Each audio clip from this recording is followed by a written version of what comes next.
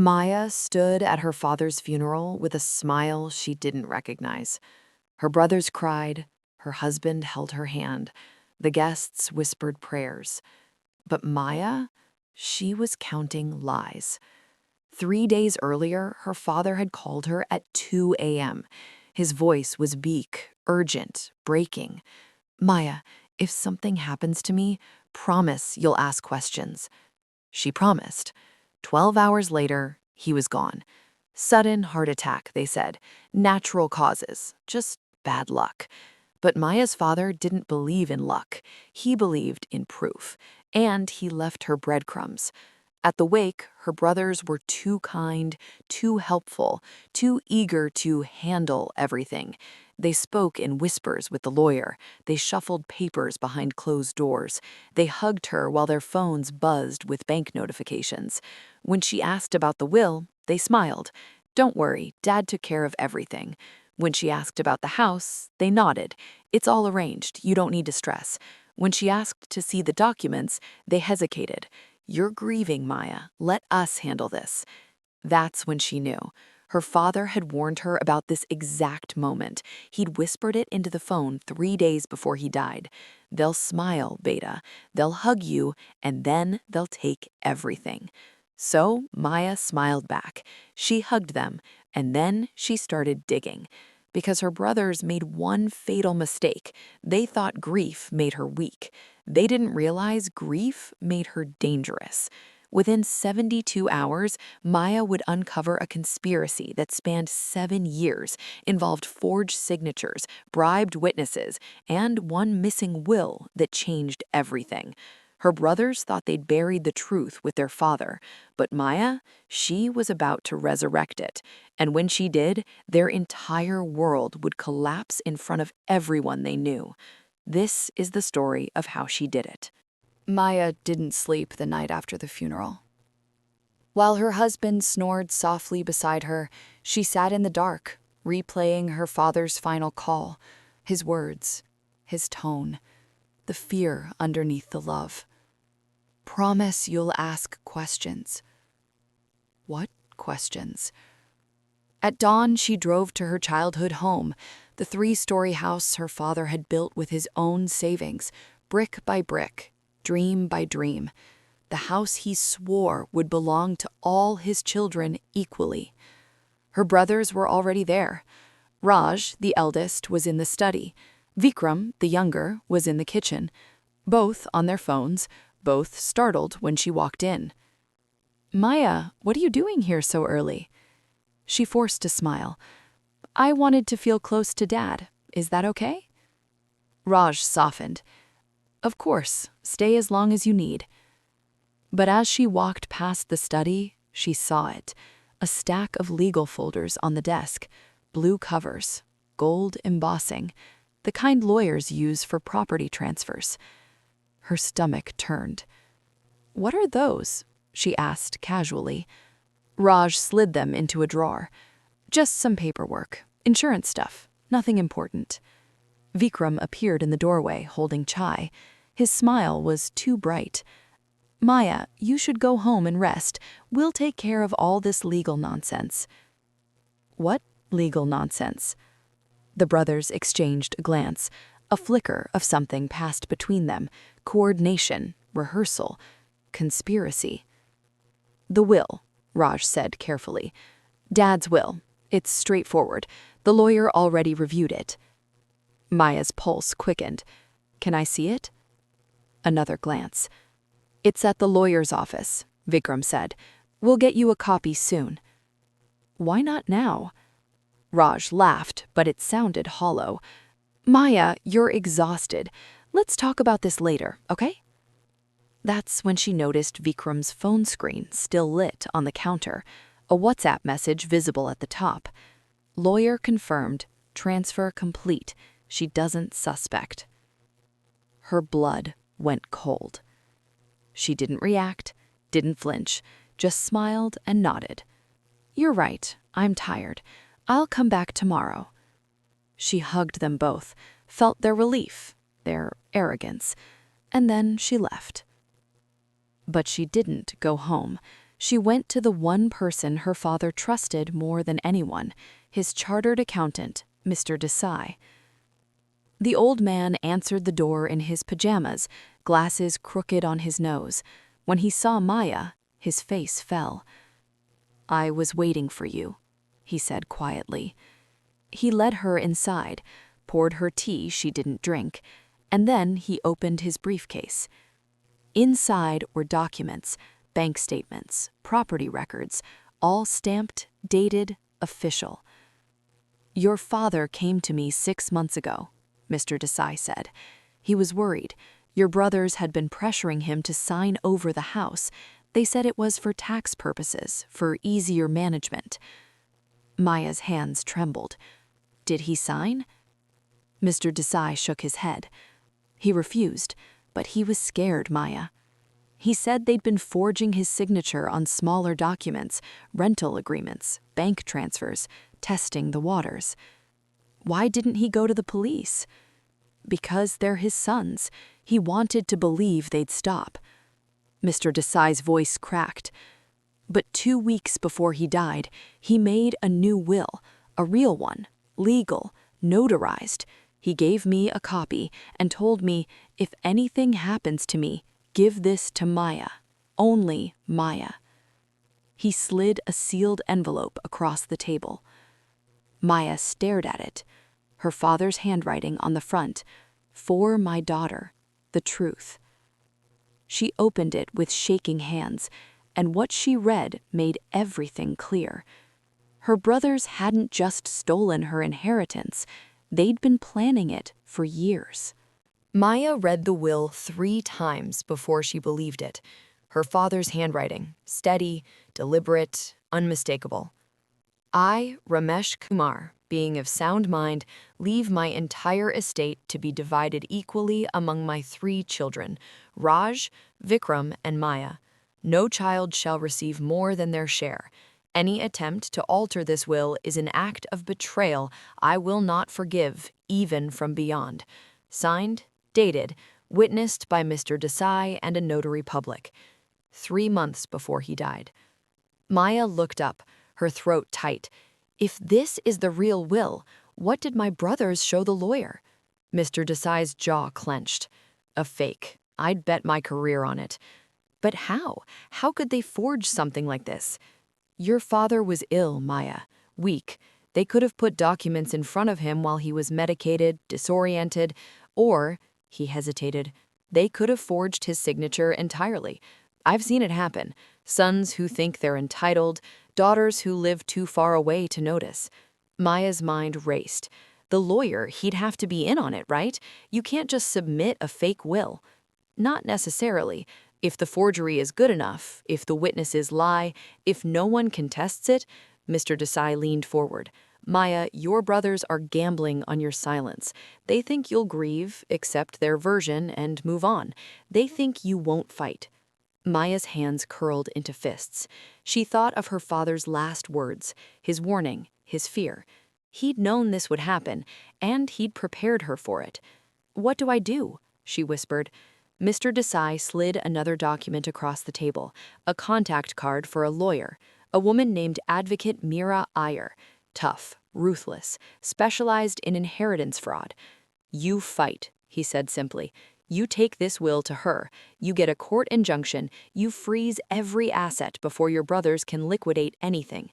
Maya stared at the card. Her mind screamed at her. This would destroy her family, her brothers, her mother's memory of her sons.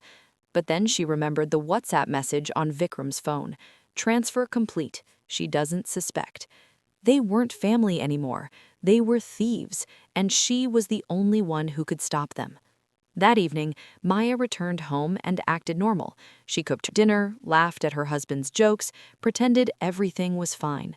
But after he fell asleep, she sat in the dark with her laptop compiling evidence.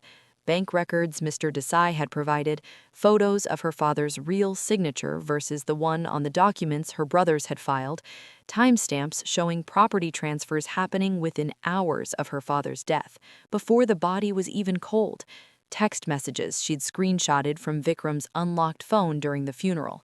By 3 a.m., she had a file thick enough to bury them. And then she did something her brothers would never expect. She called them. Raj picked up, groggy. "Maya, it's the middle of the night." "I know," she said calmly. "I just wanted to thank you both for handling everything, for protecting me from all the legal stress." A pause. "Of course, we're family." "Exactly," Maya said, her voice like silk over steel. "Family." She hung up. Raj would tell Vikram. They'd laugh. They'd think she was clueless. They'd sleep soundly, believing they'd won. But tomorrow morning, when they arrived at the lawyer's office to finalize the property transfer, they'd find something waiting for them. A court summons, a frozen estate, and Maya sitting across from them with advocate Mira Iyer holding the real will in her hands. The game had just begun, and this time, Maya was playing to win. Advocate Mira Iyer didn't smile when Maya walked into her office. She didn't offer tea, didn't make small talk, just gestured to the chair and said, "Show me everything." Maya laid it out, the real will, the bank records, the screenshots, the forged signatures. Mira read in silence, her expression unreadable. A veteran of 100 ugly inheritance battles, she'd learned to never react too soon. Finally, she looked up. "Your brothers are sloppy criminals." Maya blinked. "What?" "They rushed, panicked, made mistakes." Mira tapped the forged will. "This signature? It's close, but the pressure points are wrong. Your father signed with a fountain pen. This was done with a ballpoint. The notary stamp? It's from a firm that shut down 2 years ago. Either they bribed a corrupt ex-employee or they're idiots." "So we can prove it's fake?" "Easily." Mira leaned back. "But here's the problem. Your brothers have already filed this with the probate court. The estate is in motion. If we don't act fast, they'll transfer the house, liquidate assets, and disappear the money into offshore accounts or business investments that'll take years to untangle." Maya's stomach dropped. "How fast do we need to act?" "Today." "Today?" Mira was already typing on her laptop. "I'm filing an emergency injunction to freeze the estate. We'll also request a handwriting analysis, a full forensic audit, and depositions from anyone involved." "But Maya," she looked up, her gaze sharp, "once we do this, there's no going back. Your brothers will know you're coming for them. This will get ugly, public, painful." Maya thought of her father's voice on the phone. The fear, the betrayal. "Do it," she said. Mira nodded. "Good, because they're going to fight dirty." By noon, the injunction was filed. By 2 p.m., the court had frozen the entire estate pending investigation. By 3 p.m., Raj and Vikram were blowing up Maya's phone. She didn't answer. Instead, she sat in Mira's office watching the chaos unfold. Her brothers had been at the property registrar's office, ready to finalize the house transfer, when the system flagged the estate as frozen, locked, untouchable. The registrar had called the probate court, the court had called their lawyer, and their lawyer, a man named Sharma, known for bending rules for the right price, had gone pale. "They're panicking, Mira," Mira said, refreshing her email. "Sharma just sent me a furious letter demanding we withdraw the injunction. He's threatening defamation charges." "Can he do that?" "He can try, but threatening a lawyer with defamation for filing a legitimate legal challenge? That's like threatening a shark for swimming." "He's scared, Mira, which means your brothers are scared." Maya's phone buzzed again, this time a voicemail from Raj. She played it on speaker. "Maya, what the hell are you doing? You've frozen the estate? Over what? Some paranoid delusion? Dad left everything in order. You're insulting his memory. Call me back right now, or I swear—" The message cut off. Mira raised an eyebrow. "Charming." Maya felt a flicker of doubt. What if she was wrong? What if this destroyed her family for nothing? But then Mira slid another document across the desk. This arrived an hour ago, from the bank. It was a transfer record. 3 days before her father died, Raj and Vikram had withdrawn 25 lakhs from his account, using a power of attorney that was never disclosed to Maya. The money had been moved into a private trust, in their names only. Maya's hands shook. They stole from him while he was alive. And they were about to steal from him after he was dead, Mira said coldly. "Your father knew, Maya. That's why he made the real will. That's why he called you." Maya looked at the voicemail notification still glowing on her phone. Her brothers weren't scared because she'd frozen the estate. They were scared because they knew what else she'd find. "What's our next move?" Maya asked. Mira's smile was sharp. "We depose the witnesses, and we make your brothers explain every lie under oath." The first witness was a man named Kareem, an elderly neighbor who'd known the family for 30 years. He sat across from Mira in the deposition room, hands folded, eyes tired. "Mr. Kareem," Mira began gently, "you were listed as a witness on the will submitted by Raj and Vikram Kumar. Do you recall signing that document?" Kareem frowned. "Which document?" Mira slid the forged will across the table. "This one. Your signature appears here next to the notary stamp." Kareem squinted at it. Then his face hardened. "That's not my signature." The room went silent. Raj and Vikram's lawyer, Sharma, shot forward. "Mr. Kareem, are you certain? Perhaps you simply don't remember." "I'm 73, not senile," Kareem snapped. "I know my own signature, and I never signed this." Mira leaned in. "Did Raj or Vikram ever ask you to witness a will?" "They asked me to witness something, yes, about 2 months ago, but it wasn't a will. It was a medical consent form for their father. They said he was going into surgery and needed emergency authorization. I signed that." Maya's blood ran cold. Mira's voice remained calm. "Did you read the document before signing?" "They said there was no time, that the ambulance was waiting." Kareem looked at Maya, his eyes apologetic. "I'm sorry, Beta. If I'd known—" "It's not your fault," Maya whispered. But Sharma was scrambling. "This is speculation. You have no proof they misrepresented the document." "Actually," Mira interrupted, pulling out another paper, "this is the medical consent form Mr. Kareem described, obtained from the hospital records. Note the date, the signature, and the dimensions of the paper." She placed the forged will beside it. The signatures were identical. The paper stock was identical. "They used a lightbox," Mira said, "traced his signature from the medical form onto the fake will. It's a common fraud technique, and it's about to send your clients to prison." Sharma's face went gray. Raj stood up, his chair screeching. "This is insane. We would never—" "Sit down," the court ordered. Vikram looked like he might vomit, and Maya felt something she hadn't felt in weeks: hope. The second witness was worse for them. Mrs. Patel, the notary whose stamp appeared on the fake will.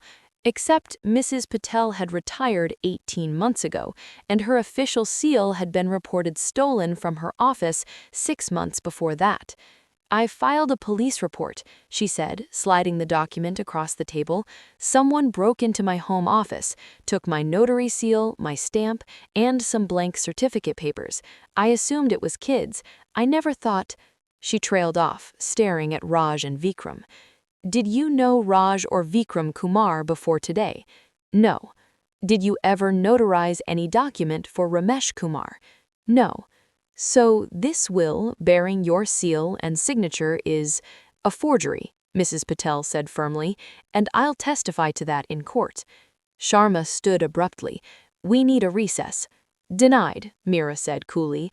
"We have 3 more witnesses scheduled today, unless your clients would like to confess now and save everyone the time." Raja's hands were shaking.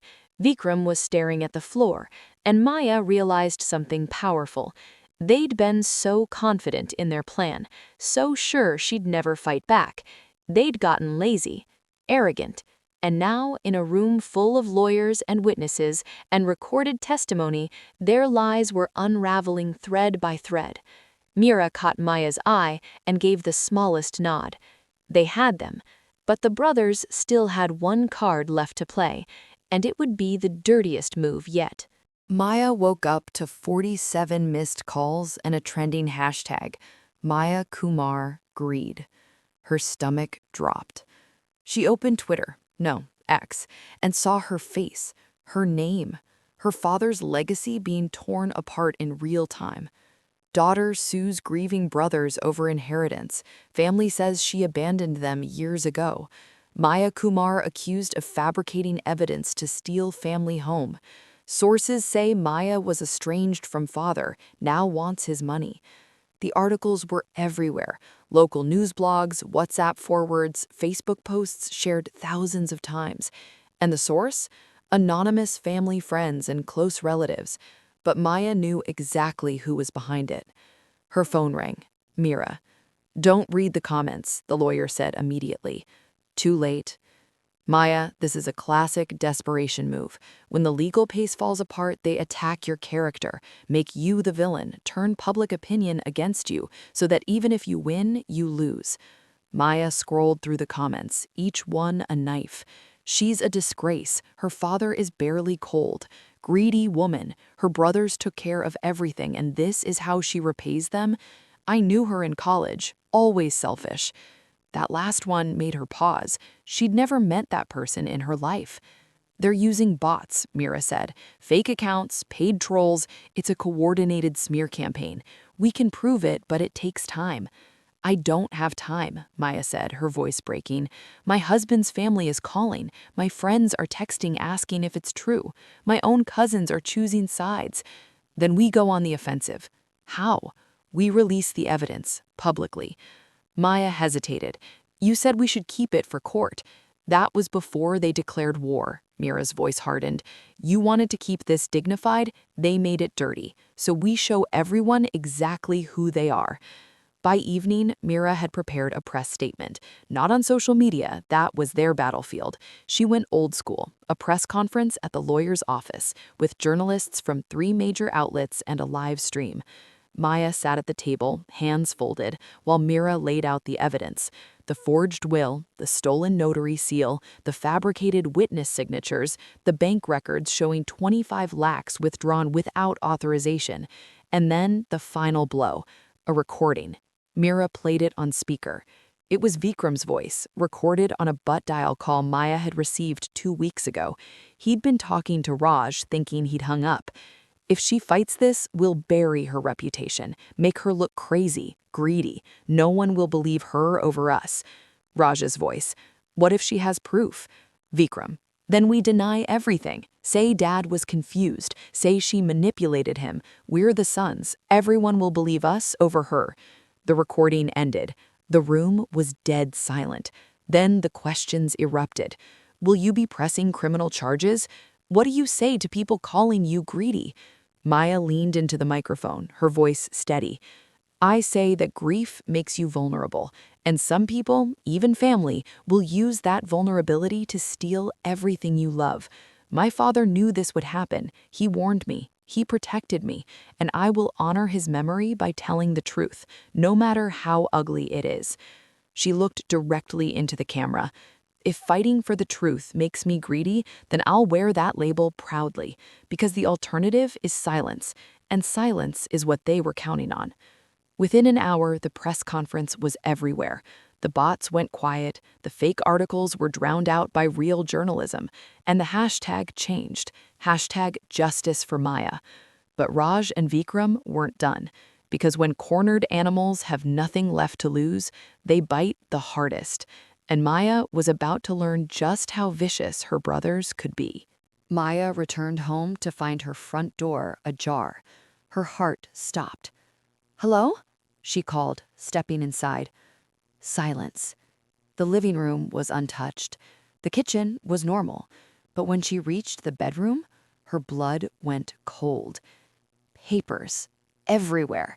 Scattered across the bed, the floor, the dresser, photocopies of personal documents, her marriage certificate, her medical records, old college transcripts, bank statements, and in the center of the bed, a single note. "Drop the case or we drop everything." Maya's hands trembled as she picked it up. Her husband rushed in behind her, freezing at the doorway. "What the hell?" "They broke in," Maya whispered. "Who? Your brothers?" She didn't answer, didn't need to. Her phone buzzed. Unknown number. She answered. "Maya." Raj's voice, cold and unfamiliar. "You saw the message?" "You broke into my house." "We had a key. Dad gave it to us years ago, remember? For emergencies. Consider this an emergency. You're insane. No, I'm done playing nice. Raj's voice dropped to a hiss. You want to destroy us publicly? Fine. But we have every detail of your life, Maya. Every secret, every mistake. That loan your husband took out that you hid from his parents, the miscarriage you never told anyone about, the semester you failed and forged Dad's signature to cover it up. Maya's vision blurred. You wouldn't. Try me. Drop the case or we release everything to your in-laws, your husband's employer, every journalist who's suddenly so interested in our family drama. We'll make sure your life is destroyed as thoroughly as you're trying to destroy ours. This isn't about destruction, Maya said, her voice shaking. This is about the truth. The truth? Raj laughed bitterly. The truth is you were always Dad's favorite, the golden daughter who could do no wrong. Vikram and I worked in his business for 20 years while you ran off to live your perfect little life. And when he got sick, where were you? We were the ones changing his bedpans, feeding him, watching him fade. But sure, you deserve an equal share because you showed up to the funeral. That's not... You have 24 hours to withdraw the case. After that, we start talking. And trust me, Maya, your life will never be the same. He hung up. Maya stood there, clutching the phone, her entire body shaking. Her husband put a hand on her shoulder. Maya, what did he mean about the loan? She closed her eyes. Not now. And the miscarriage? You never told me. I said not now. The words came out sharper than she intended. Her husband stepped back, hurt flashing across his face. Maya sank onto the bed, surrounded by the scattered fragments of her private life. This was the cost of truth. This was what fighting back meant. Her brothers weren't just threatening her case. They were threatening her marriage, her reputation, her mental health, everything she'd built. And for a moment, she considered it. Dropping the case, walking away, letting them have the house, the money, the victory. What was inheritance compared to peace?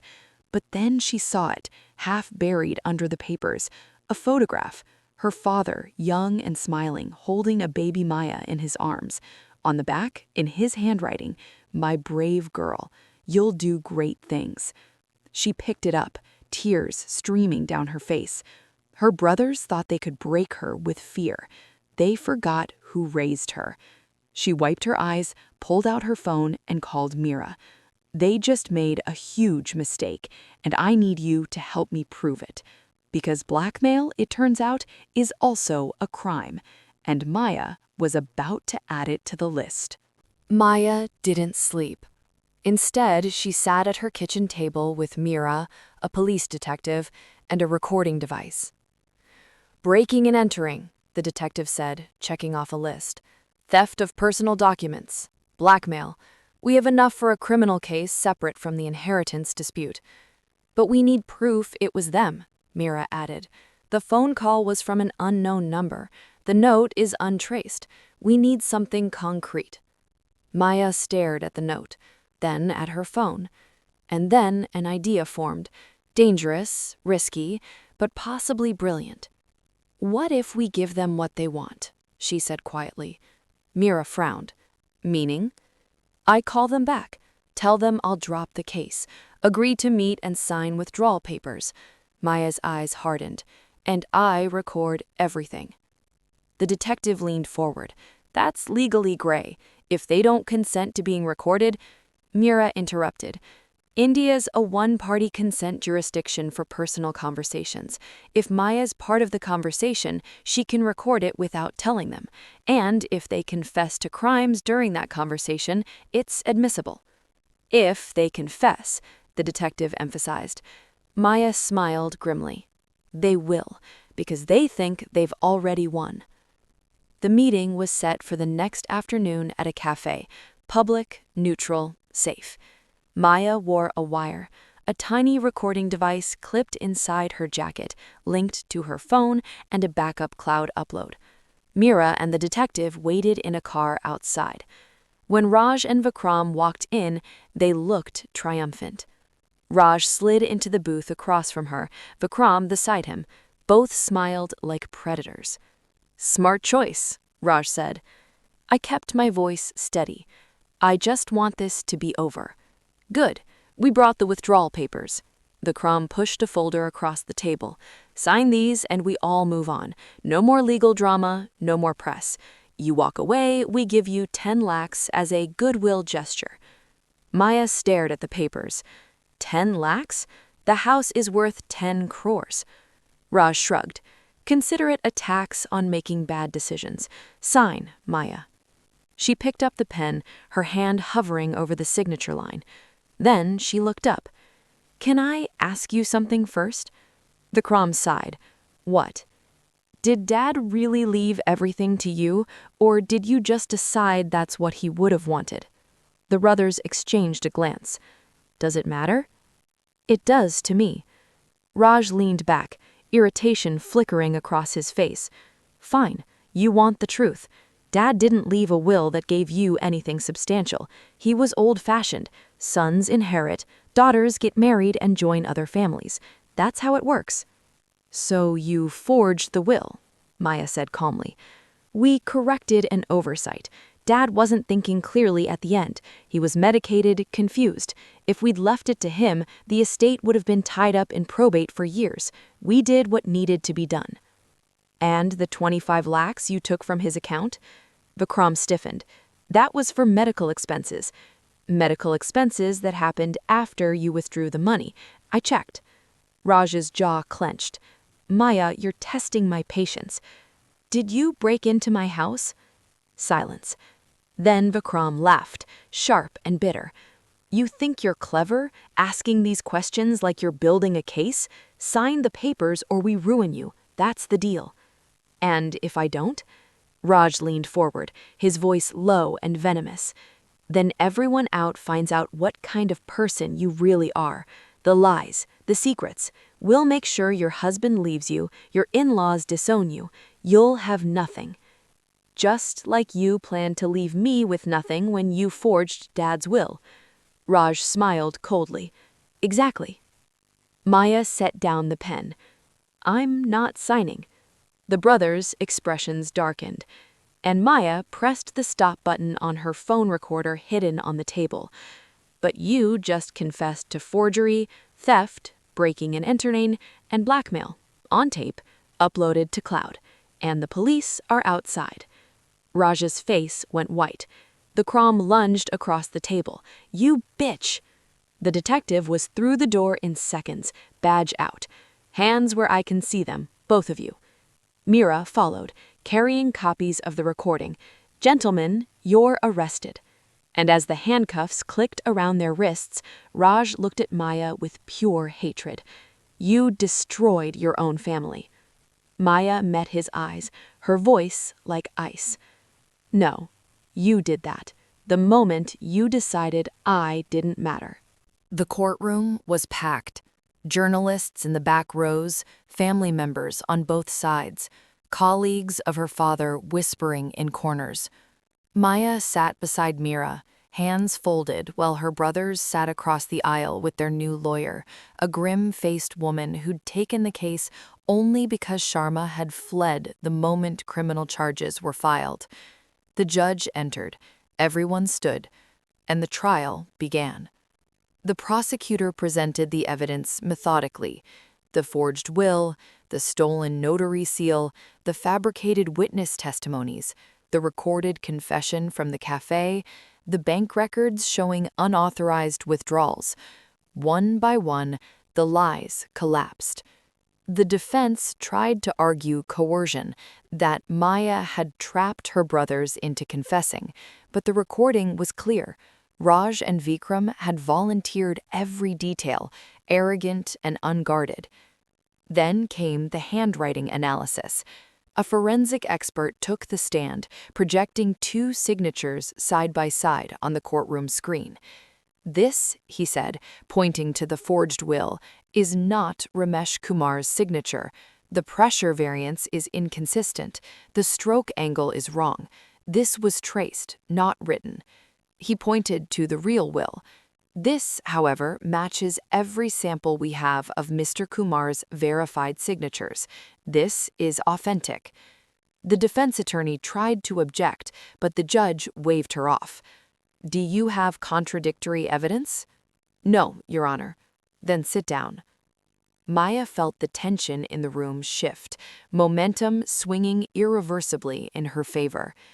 But the moment that broke everything came when Mr. Desai took the stand. The old accountant sat with quiet dignity as Mira questioned him. Mr. Desai, in your professional opinion, did Ramesh Kumar intend to disinherit her daughter? Absolutely not, Mr. Desai said firmly. Ramesh came to me specifically to ensure Maya received her fair share. He told me, if anything happens to me, my sons will try to push her out. Protect her, please. His voice cracked. I failed him by not acting sooner. I won't fail him now.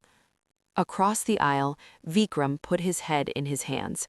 Raj stared straight ahead, jaw locked, refusing to show weakness. The judge reviewed the documents in silence. Then she looked up. I've seen enough. This court finds clear and convincing evidence of fraud, forgery, and conspiracy to defraud. The will submitted by Raj and Vikram Kumar is declared void and invalid. The will presented by Maya Kumar, authenticated by forensic analysis and witness testimony, is recognized as the true and legal last will and testament of Ramesh Kumar. She paused. Additionally, I am referring this case to the criminal court for prosecution on charges of fraud, forgery, and blackmail. Bail is denied pending trial. The gavel struck. The courtroom erupted. Journalists rushed out to file stories. Family members argued in the aisles. Maya's husband squeezed her hand. But Maya just sat there, numb. She'd won. The house was hers, shared equally as her father had wanted. The money was hers. Her name was cleared.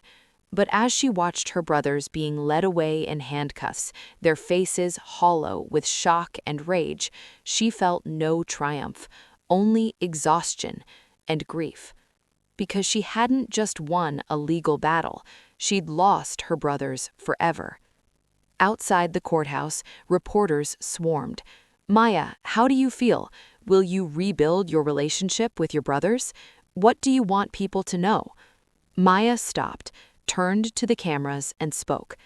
I want people to know that silence protects abusers, that family doesn't mean blind loyalty, that your father's wishes matter even after he's gone. She paused. And that daughters are not lesser heirs. We are not charity cases. We are family, and we deserve what's ours. She walked away, leaving the questions behind. But the fight wasn't over yet, because justice in court is one thing, justice in the family is another, and Maya still had one final reckoning to face. Maya thought winning in court would bring closure. Instead, it brought war. Her extended family, aunts, uncles, cousins, split into factions overnight. Half of them called her a hero, the other half called her a traitor.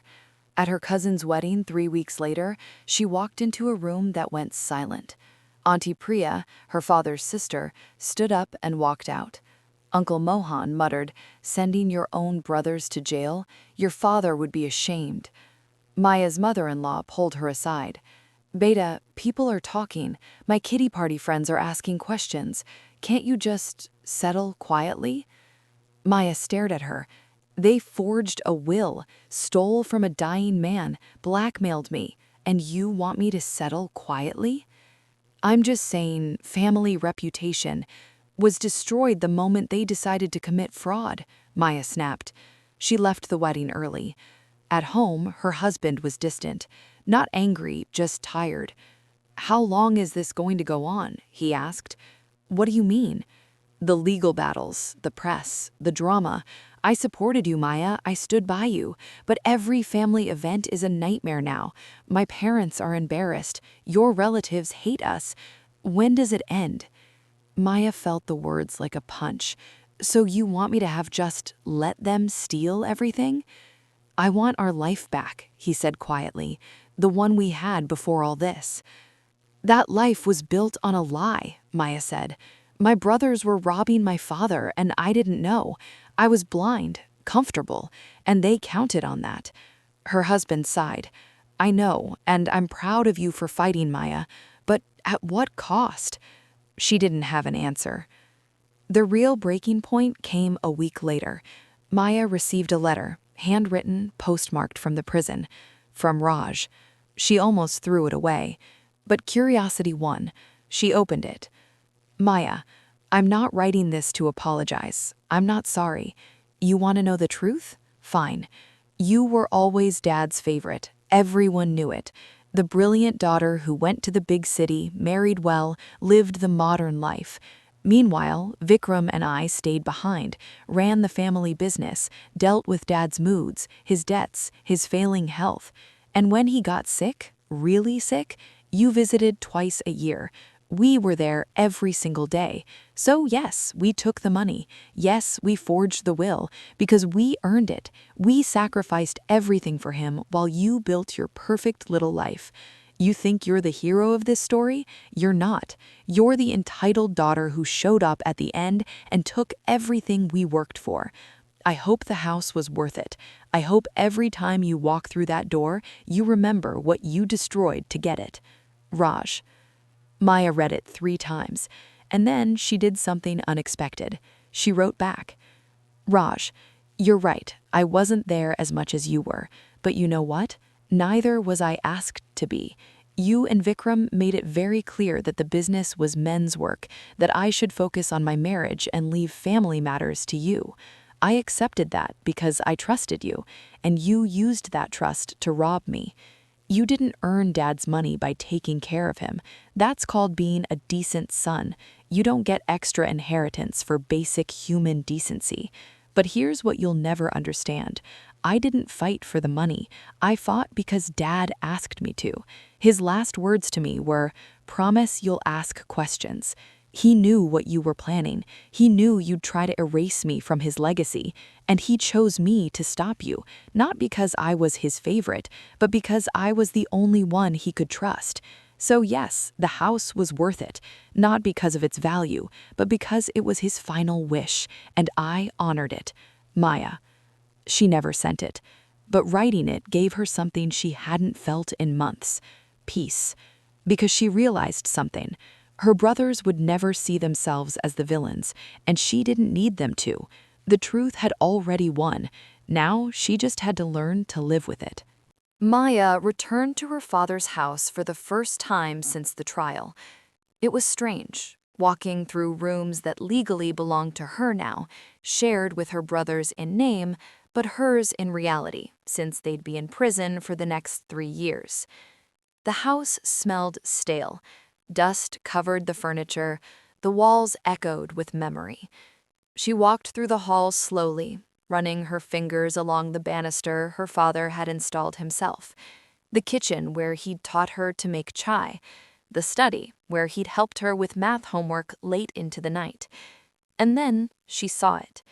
In the corner of the study, beneath a stack of old newspapers, a wooden box. Small, plain, locked. She recognized it immediately. Her father's important box, he'd called it. As a child, she'd been fascinated by it, convinced it held treasure. He'd always smiled and said, "One day, Beta, when you're ready." Maya's hands trembled as she searched for the key. She found it in his desk drawer, tied to a string with a note. For Maya, the real inheritance. She unlocked the box. Inside, letters. Dozens of them, written in her father's shaky handwriting, dated over the last 2 years of his life. She opened the first one. My dearest Maya, if you're reading this, I'm gone. And I'm sorry. I'm sorry I didn't protect you better. I'm sorry I let your brothers become who they became. I saw the greed growing in them, the entitlement, the way they looked at our home like it was already theirs. I tried to talk to them, reason with them, but they'd learn to smile and lie to my face. I knew they'd try to take everything. That's why I made the real will. That's why I trusted Mr. Desai. That's why I called you that night. But here's what I need you to understand. The house, the money, it's not your real inheritance. Your real inheritance is this: the courage to fight for what's right, even when it costs you everything. You've always been my brave girl, even when you were scared. Don't let them take that from you. Papa. Maya's vision blurred.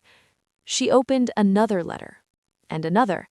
Each one was a piece of her father's mind in his final years, his fears, his regrets, his hopes. One letter stood out. Maya, today Raj asked me to sign over the house for tax purposes. I refused. He got angry, said I was being difficult, that I didn't trust my own sons. The truth, I don't, and that breaks my heart.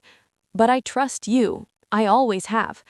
When you were 8, you found a lost puppy and spent 3 days looking for its owner. You could have kept it, but you said, "It's not mine, Papa. It belongs to someone else." That's who you are. Honest, fair, brave. That's why I'm leaving you in charge of my legacy. Not because you're my favorite, but because you're the only one who'll do the right thing with it. Papa. Maya sat on the floor, surrounded by letters, and cried. Not for the house, not for the money, but because her father had seen her, really seen her, and he'd trusted her with the hardest task of all, telling the truth when everyone wanted her to stay silent. She gathered the letters carefully, placed them back in the box, and locked it. This wasn't evidence. This wasn't leverage. This was her father's voice speaking to her across death, and it was the inheritance no one could steal. As she left the house, she paused at the doorway. For the first time in months, she didn't feel anger or grief or exhaustion. She felt something else: clarity. Her father hadn't left her a house. He'd left her a choice: to be complicit or courageous, to stay silent or speak up, to let theft be disguised as tradition, or to fight for what's right. She'd made her choice, and standing there in the house her father built, Maya realized she'd do it all again. Every painful, ugly public moment, because some things are worth fighting for, and the truth is always one of them. Maya thought winning would feel different. She thought she'd feel vindicated, strong, free. Instead, she felt hollow. 3 months after the trial, she sat in a therapist's office for the first time. Dr. Sharma, no relation to the corrupt lawyer, was a woman in her 50s with kind eyes and a direct manner. "Tell me why you're here," she said. Maya hesitated. "I won my case, my brothers are in prison, I have my inheritance, I should be happy." "But you're not." "No." "Why?" Maya looked at her hands. "Because I destroyed my family." "Did you? Or did they destroy themselves?" "It's the same thing." "Is it?" Dr. Sharma leaned forward. "Maya, if someone breaks into a house and the owner calls the police, is the owner responsible for the burglar going to jail?" "That's different." "How?" Maya struggled to answer. "Because they're my brothers. Family is supposed to forgive, move on, protect each other." "Even when they've committed crimes against you?" "I don't know," Maya whispered. "Everyone keeps telling me I went too far, that I should have settled privately, that I humiliated them publicly. Maybe they're right. Maybe I was vindictive." Dr. Sharma was quiet for a long moment. Then she asked, "If a stranger had forged your father's will, stolen his money, blackmailed you, and broken into your home, would you have hesitated to press charges?" "No." "Then why should it be different because they're family?" Maya's throat tightened. "Because I keep thinking maybe I could have talked to them, reasoned with them, found another way." "You tried that. They threatened to destroy your life." "I know." Maya, do you know what you're doing right now? You're performing emotional labor for people who showed you none.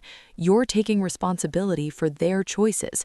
You're rewriting history to make yourself the villain, because that's easier than accepting that the people you loved were capable of cruelty. Maya felt the words land like stones. You didn't destroy your family, Dr. Sharma said, gently. Your brothers did. The moment they chose greed over integrity, you just refused to let them get away with it. But it still hurts, Maya said, tears spilling over.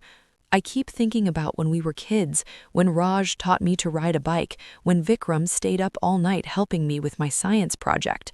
They weren't always this. No, Dr. Sharma agreed. People are complicated. Your brothers weren't cartoon villains. They were human beings who made terrible choices. You're allowed to grieve the people they used to be while still holding them accountable for who they became. Maya nodded, wiping her eyes. Here's what I want you to do. I want you to stop asking yourself, did I do the right thing? And start asking, would I do it again? Maya thought about it. The fear, the loneliness, the public shaming, the fractured family, the exhaustion. And then she thought about her father's letters, his final wish, his trust in her. Yes, she said quietly, I'd do it again. Then you have your answer. That night, Maya went home and did something she hadn't in months. She called her mother's sister, Aunt Mina, the one family member who'd supported her from the start. I need to ask you something, Maya said. Am I a bad person for what I did? Aunt Mina laughed, warm but sad. Betta, your father once told me Maya is the only one with his spine. He meant it as a compliment. It doesn't feel like one.